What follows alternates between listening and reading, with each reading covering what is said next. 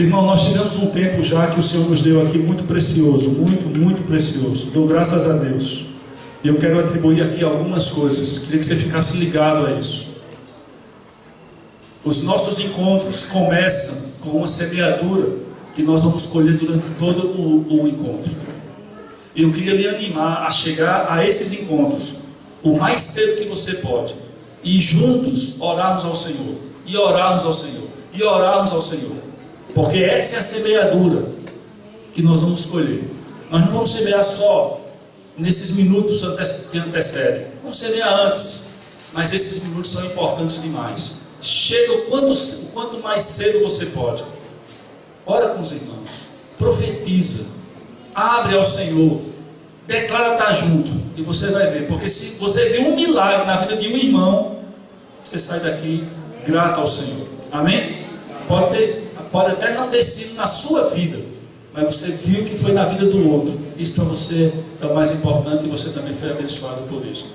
Creio que nós colhemos frutos do nosso tempo aqui às 5 horas da tarde, como alguns puderam chegar. Mas chega o mais cedo que você pode. Foi nos colocada aqui uma palavra sobre frutificação, que o Senhor deu a Wagner. E os irmãos foram confirmando essas palavras. Ranieri, a oração de Ivan. Eu queria que você abrisse em Atos capítulo 8. Queria dar uma primeira palavra sobre isso. Eu queria chamar a sua atenção, desde Cid e Juan que estão lá atrás, a todos nós. Se você tem uma Bíblia, abre a sua Bíblia. Vamos juntos olhar o que está escrito nela. Amém? Amém? Amém. Pode dizer amém aqui à vontade, querido. Se você estiver numa fila de supermercado, sozinho, dizendo amém, os irmãos vão olhar, as pessoas vão olhar e dizer, o que foi? Mas aqui é normal. Diga amém. Quando couber um amém, viu? Às vezes a gente está dizendo um negócio que não é para dizer amém, o irmão está meio que fora do contexto, amém. Não, irmão, amém não. Mas discerne, acompanhe, fique ligado. Quando for para dizer glória a Deus, diga glória a Deus. Jesus é bom, amém? Amém. Alguns irmãos não gostam quando você diz amém, porque parece que está perguntando, né? Mas é uma pergunta mesmo. E quem é educado? Amém, Thomas? Glória a Deus. Atos capítulo 8. Vamos olhar juntos aqui. Olha, me deu vontade de contar uma história da época que eu era menino lá em Macau. Mas essa vontade me deu já uns dias passados. Aí os irmãos começaram a falar, me deu vontade de novo. E eu estou aqui, eu sei que se eu contar, minha mulher vai puxar minha orelha em casa. Mas eu vou contar. Disse que tinha 2 rapazes. Um assim bem bonito, como eu, elegante. E outro, mais ou menos como o Joe, assim, não muito elegante, não muito bonito. E fizeram uma aposta, Joe. Joe não está nem ouvindo, agora eu vou. Eles iam para uma matinê. Sabe o que é matinê do interior há 20 anos atrás? Era o lugar que a rapaz e moça ia dançar, aquele negócio todo. Como era o nome, viu? Viu disse, Hi-Fi era lá em Jucurutu, que é internacional. E fizeram uma aposta. Vamos ver quem mais dança hoje. E apostaram quem mais ia dançar ali. Aí passou a noite toda, tal.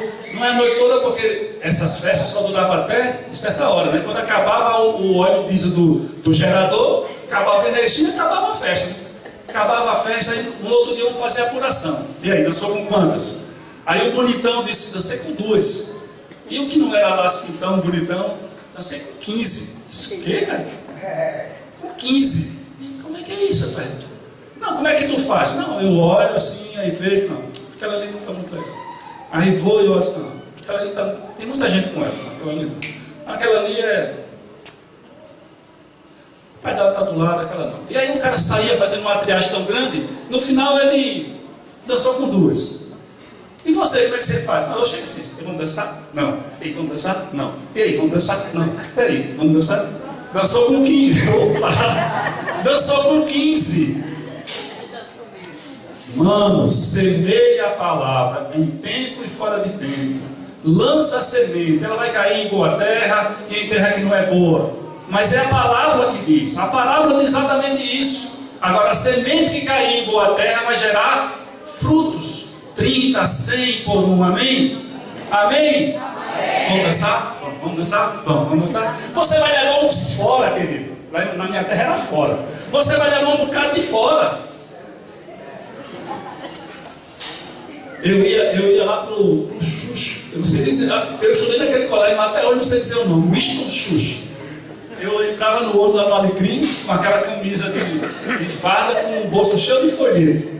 Aí eu sentava lá numa pessoa, tirava o folheto e pá no peito da pessoa. A pessoa recebia. Aí, pá no outro. Aí a pessoa não recebia, me devolvia. E o que importa, querido? Eu ia devolver, espalhando folheto. Alguém ia receber, amém? A tempo e a fora de tempo. Vamos dançar? Vamos dançar? Não. Vamos dançar? Vamos dançar? Não. Vai falando. Você não sabe quem é que o Senhor preparou para ouvir a palavra. O Senhor te enviou a falar. Amém? Amém. Agora só para fechar a história. Na minha época, esse negócio de dançar era inocente, viu? Era dançava, dizia obrigado pela dança e pronto. Não tinha essa safadeza que tem hoje não, viu? Fica claro isso aí. Atos capítulo 8. E aí, bem? Tranquilo? Beleza, mano. Atos capítulo 8, versículo 4. Por favor, amado, olha a tua palavra em Atos capítulo 8, versículo 4. Eita, o som chegou aí. O homem abriu a boca. Enquanto eu falava uma frase, toda estava com a boca aberta. Né? Entre mentes, os que foram dispersos iam por toda parte, pregando a palavra. Filipe, descendo a cidade de Samaria, anunciava-lhes a Cristo. As multidões atendiam unânimes às coisas que Filipe lhe dizia, ouvindo-as e vendo os sinais que ele operava. Pois os espíritos imundos de muitos possessos saíam gritando em alta voz, e muitos paralíticos e coxos foram curados, e houve grande alegria naquela cidade. Versículo 14. Ouvindo os apóstolos que estavam em Jerusalém, que Samaria recebera a palavra de Deus, enviaram-lhe Pedro e João. Passa aí para o capítulo 11.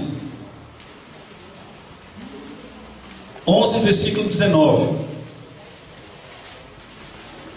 Então os que foram dispersos, por causa da tribulação que sobreveio a Estevão, se espalharam até a Fenícia, Chipre, Antioquia, não anunciando a palavra senão aos judeus. Alguns deles, porém, que eram de Chipre e de Cirene, e que foram até Antioquia, falavam também aos gregos. Quer dançar? Quer dançar? Quer dançar? Lhes o evangelho do Senhor Jesus. Versículo 21. A mão do Senhor estava com eles, e muitos creram e se converteram ao Senhor. Versículo 22. A notícia a respeito deles chegou aos ouvidos da igreja que estava em Jerusalém, e enviaram Barnabé até Antioquia. E eu quero que você, com esse exemplo da palavra, entenda uma coisa, amados. O evangelho se espalha pela boca do povo que conhece o Senhor.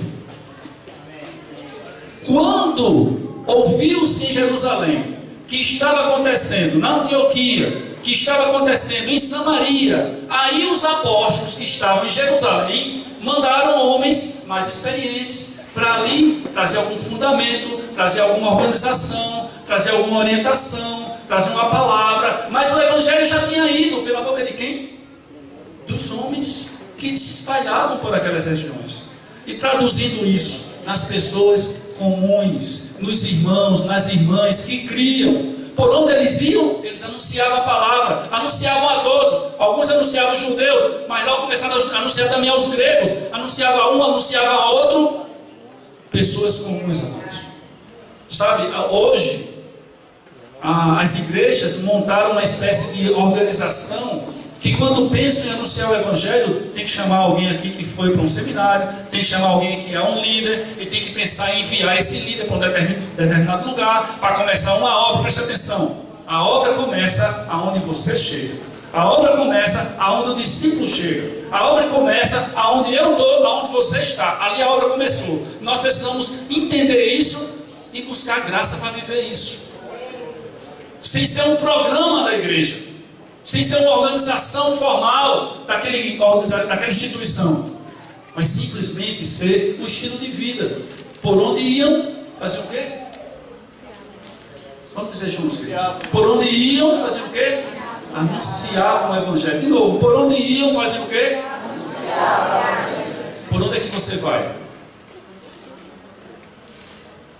Vou para o trabalho, vou para a escola, vou no supermercado, eu vou na praça.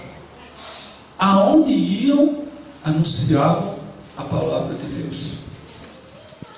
Nós precisamos cuidar de algumas coisas, amados. Preste atenção, que a nossa vida esteja pronta. Que a nossa vida esteja pronta.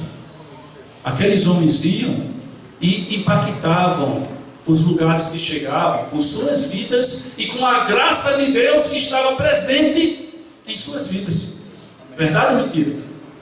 As suas vidas impactavam e a graça de Deus para colocar a mão e ser curado, a graça de Deus para falar e ser consolado, a graça de Deus para falar e haver uma profecia. Aquelas pessoas iam e levavam consigo o que Deus tinha dado.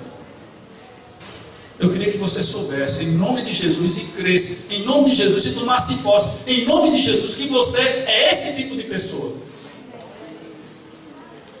Todos nós somos esse tipo de pessoa. Nós somos chamados para isso. Se você hoje, olhando para si mesmo, percebe que não tem sido assim, acabou hoje o problema. Porque hoje isso vai mudar. Porque você está dizendo ao seu coração que você quer ser esse tipo de gente. Esse tipo de gente de Deus. Eram pessoas simples. Não eram cultos com respeito aos estudos. Não eram ricos com respeito às posses. Não eram da alta sociedade com respeito aos ciclos que conviviam. Eram pessoas simples, que na sua simplicidade falavam daquilo que tinham recebido, conhecido. Não fazia muito tempo, viu, querido?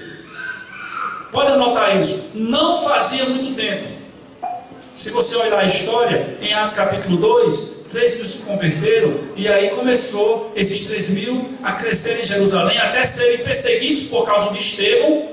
Começou com Estevão, quando ele deu aquela palavra aos líderes religiosos, e olha a coisa de Deus, queridos. Estevão dava uma palavra, e a comunidade toda que ouvia, via o rosto de Estevão como o rosto de anjo. E mesmo assim, com o coração endurecido, eles apedrejaram Estevão até a morte. Mas a partir daí, houve uma perseguição. Lembra que foi a partir daí que Paulo pegou cartas e foi para Damasco? Toda Jerusalém foi perseguida. Os cristãos saíram a partir daí. Eles eram crentes, discípulos, de anos e anos e anos e anos. Os papais e as mamães já eram discípulos antes dele? Não. Eram homens e mulheres que tinham conhecido o Senhor naqueles dias, meses, talvez até pela conta tivesse passado 1, 2 anos ali já, mas eles saíram levando o Senhor, a experiência deles. Amém? Aonde cada um está, seja na escola de inglês, seja no comércio, seja nas visitas aos clientes, seja na escola das crianças, seja com os clientes, aonde cada um está, aonde eu estou, aonde você está. Só importa uma coisa, amados, preste atenção: todo o povo de Deus é testemunho. Isso está claro? O povo de Deus é uma nação de sacerdotes. Deixa eu contar essa história de 2 partes. Há muito tempo atrás, lá no deserto, havia um profeta. O nome dele era Moisés. Moisés que trouxe todo o povo do Egito e andou pelo deserto. E Moisés era um profeta. Moisés se sentiu muito cansado. E o povo reclamava muito de Moisés. Mas Deus sabia que tinha dado a Moisés tudo o que ele precisava. Aí Deus tirou de Moisés, porque Moisés fez uma espécie de reclamação a Deus, tirou do que tinha dado a Moisés e deu a mais 70 homens.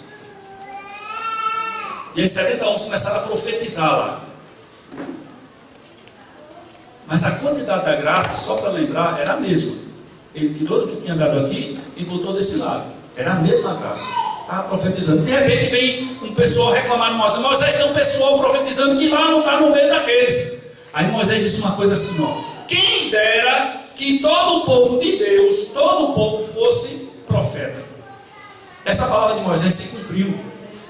Em 2 Pedro diz que nós somos uma nação de sacerdotes, uma nação santa, um povo chamado por Deus para proclamar as virtudes dele. Então você sabe o que você é? Por natureza, você é uma testemunha de Deus, chamada para proclamar as virtudes dele. Então, em nome de Jesus, por onde você vá anunciando a esse Jesus. Mas eu não sei nem o que dizer, não importa, querido. Ore e vá, e o Senhor vai colocando na tua boca. E amanhã do mesmo jeito não. Então amanhã, como você já sabe, que não sabia muito bem, você vai ler a palavra, porque a palavra vai te dar graça, vai te dar entendimento, e você ora do mesmo jeito. Porque a nossa dependência de Deus é lendo pouco ou lendo muito. Temos que depender de Deus. A nossa dependência de Deus é sabendo muito ou sabendo pouco. Temos que depender de Deus.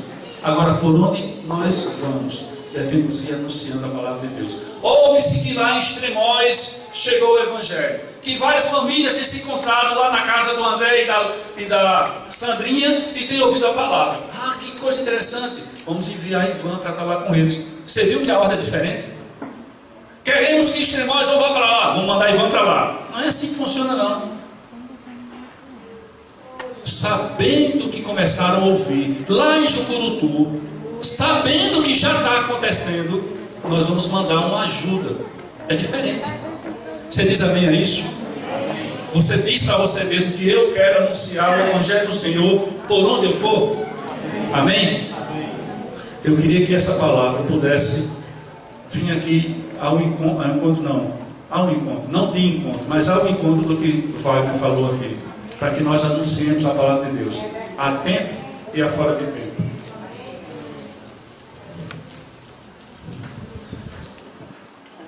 Antes de eu sair de viagem, nós passamos um tempo juntos e buscamos fazer uma espécie de avaliação do ano de 2014, olhar para 2014 e procurar enxergar algumas coisas ali, pensar juntos. E um sentimento comum ao meu coração e ao de você, que esse ano de 2014 foi, aquela expressão é minha, viu? Foi um ano sem graça, um ano insosso, um ano onde nós não enxergamos uma marca de Deus forte na vida da igreja. Passamos bem, chegamos em 2015, entre mortos e feridos, todos estão aqui, escaparam todos, mas nos faltou aquelas experiências marcantes com Deus, de coisas profundas que marcou a vida de um grupo, de outro grupo, daqui e ali, e esse ardor de Deus sendo sentido e percebido de forma unânime. E não atribuímos isso como uma falta a Deus, mas atribuímos isso como uma falta a nós mesmos. Eu até conversando com o Ivan sobre isso, eu disse: Ivan, para aquela pessoa que conheceu Jesus em 2014, foi o ano mais maravilhoso da vida dele. Aquela experiência dele, pessoal, se encontrar com o Senhor, aquilo não muda, nada substitui aquilo. Mas o nosso sentimento é pensando no todo, no corpo, na igreja. E nós colocamos um sentimento no nosso coração, amados, preste atenção a isso. Nós queremos ser marcados por Deus em 2015. Nós queremos ver a igreja recebendo as marcas de Cristo em 2015. De maneira que quando você se aproximar, você já sinta ali, você sinta que a presença de Deus ali tem feito a diferença. Gálatas capítulo 5 ou 6, Gálatas capítulo 6, o apóstolo Paulo ele fala de uma experiência bem dele, que eu acredito que tenha até outros aspectos envolvidos, mas ele fala nessa linguagem, e eu queria que você lesse comigo, Gálatas 6, último versículo de Gálatas 6, versículo 17.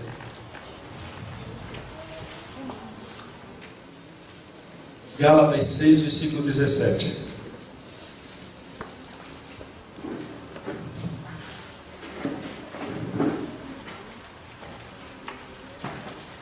Quanto ao mais, ninguém me moleste, porque eu trago no corpo as marcas de Jesus. Acredito que Paulo, quando disse isso, ele tinha em mente uma série de grandes experiências. Por exemplo, Paulo foi açoitado. Eu imagino que aqueles açoites devem ter deixado cicatrizes físicas no corpo de Paulo. Paulo teve a experiência de ser apedrejado e deixado jogado como morto. Você sabe por que não bateram mais? Já morreu, deixa aí, já morreu, saíram. Paulo teve essa experiência. Então aquele homem, ele andou de tal maneira com Deus, que aí no finalzinho de Gálatas, que bem próximo também do fim da vida de Paulo, ele disse: eu trago no meu corpo as marcas de Cristo. Eu quero trazer no meu corpo as marcas de Cristo. Eu quero que as pessoas identifiquem em mim as marcas de Cristo. Aquelas coisas que eles poderiam olhar para Jesus e ver em Jesus, que eles possam olhar para mim e ver em mim. E eu quero dizer para você que essa é uma daquelas orações corajosas que um homem de Deus, uma mulher de Deus pode fazer. Orações corajosas são aquelas que podem violentar o nosso eu e fazer crescer Cristo em nós. Senhor, eu quero as tuas marcas em mim. Alguém pode dizer: rapaz, você não sabe o que você está pedindo. É possível que nós passemos por experiências fortes, mas as marcas de Cristo são preciosas. Se identificar com Cristo na sua maneira de ser e viver é precioso. Eu diria, é a maneira de viver única que um discípulo deve desejar. Ser como Jesus, viver como Jesus, andar como Jesus, falar como Jesus, reagir como Jesus. Porque se fizermos isso, não tenha nenhuma dúvida, o mundo que está do outro lado é o mesmo mundo que esteve como Jesus, e vai reagir comigo, com você do mesmo jeito. Se a minha postura for como Jesus, eu vou ter aprovações e reprovações. Eu vou ter alguém aplaudindo e vou ter alguém cuspindo. Do mesmo jeito, eu quero ter as marcas de Jesus. Se você pode, diga amém a isso. Mas é uma decisão sua de querer. Mas eu penso que essa decisão foi tomada um dia lá atrás, quando nós dissemos que queríamos a cruz de Cristo. Amém? Como é que poderíamos ter um ano de 2015 sendo marcado, durante todo ele, com as marcas de Cristo? O que precisaríamos mudar para ser diferente de 2014? Eu fiquei pensando nisso. Pensamos juntos, eu e o Ciro. E eu quero dizer para você, sinceramente, que não podemos mudar muito para alcançar isso, mudando nossas programações. Agora o nosso culto tem que ser virado para o lado de cá, nós temos que passar um negócio ali, e a banda tem que começar tocando com as luzes, e nada disso. Estou tentando aqui ser bem ridículo nesse sentido. Não tem nada disso. Não são esses tipos de mudanças que vão nos impregnar essas experiências fortes e marcantes e inesquecíveis com Jesus. Mas eu continuei pensando, e sinceramente a resposta é muito simples. A resposta é muito simples. Porque essa igreja que viveu assim, ela viveu como fruto da devoção que ela tinha a Deus. Vou explicar isso. Ela viveu assim como consequência de como ela orava, de como ela obedecia a palavra, de como ela servia uns aos outros, de como ela servia a Deus. Essas simples disciplinas que a igreja tinha e deve ter até a volta de Jesus, determinava a sua vida. As consequências naturais viriam e virão hoje. Vamos lá comigo. Por favor, queridos. Paulo mudou de perseguidor para perseguido. Essas perseguições que nós falamos, quando nos referimos à frutificação, Paulo participava delas como perseguidor. Logo Paulo passou a ser perseguido, logo Paulo passou a ter outra atitude, logo Paulo fala das marcas de Cristo. Mas quais são as experiências? Eu queria anotar aqui 2 textos. Você poder abrir, por favor, em Atos capítulo 2.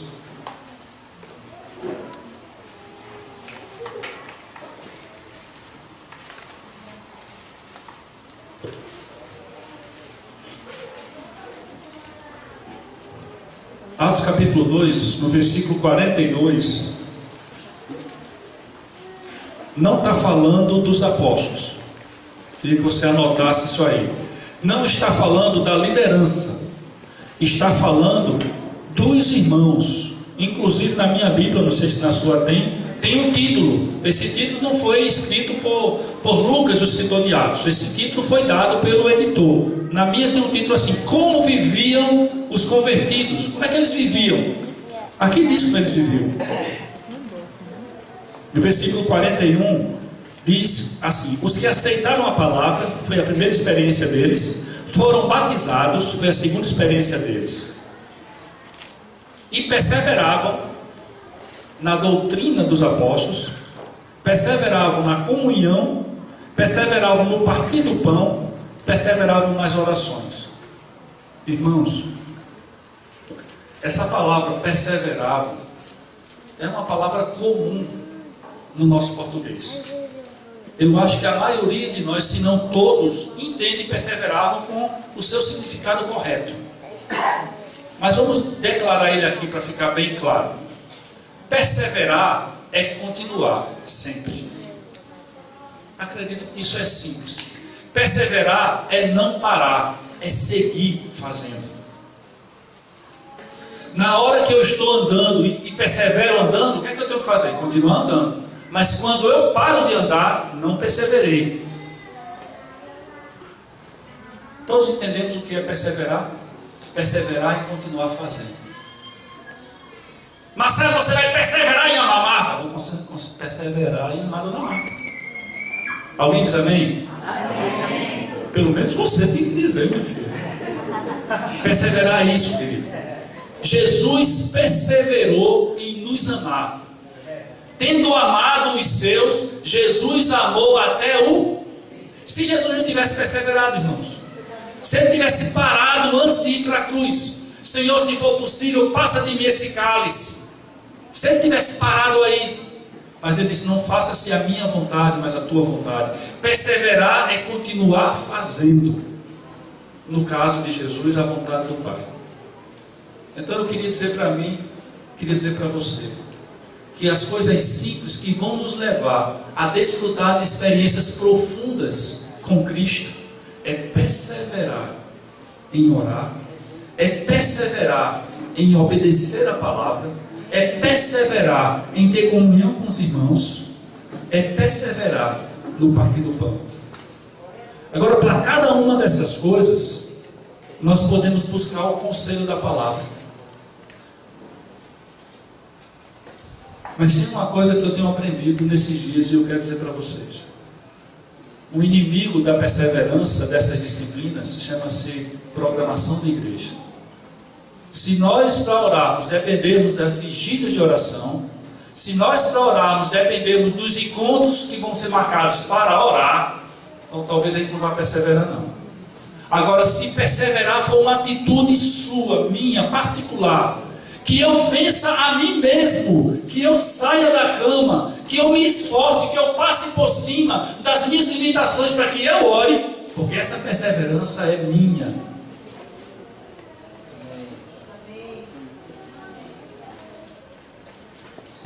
Vamos pensar na oração. Nós temos aí uns 5 minutos tranquilos para voltar aqui a falar de outras coisas.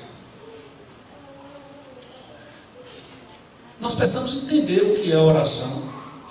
Precisamos entender o que podemos levar diante de Deus em oração. Isso vai enriquecer a nossa vida de oração e vai nos dar discernimento sobre perseverar nisso. Por exemplo, se a sua vida de oração está focada em você mesmo, você vai ter muitas dificuldades de perseverar em oração, porque você não vai ter respostas. Opa!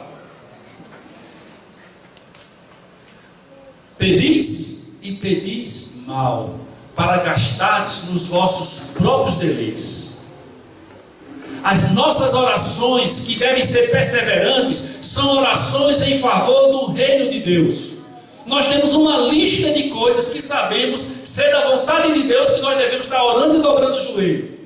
Quanto mais orarmos por essas coisas, mais nós teremos respostas e mais seremos animados a continuar a orar. É um ciclo de vida que se renova. Porque se pedimos alguma coisa segundo a sua vontade, sabemos que Ele nos ouve. E se Ele nos ouve, Ele nos responderá.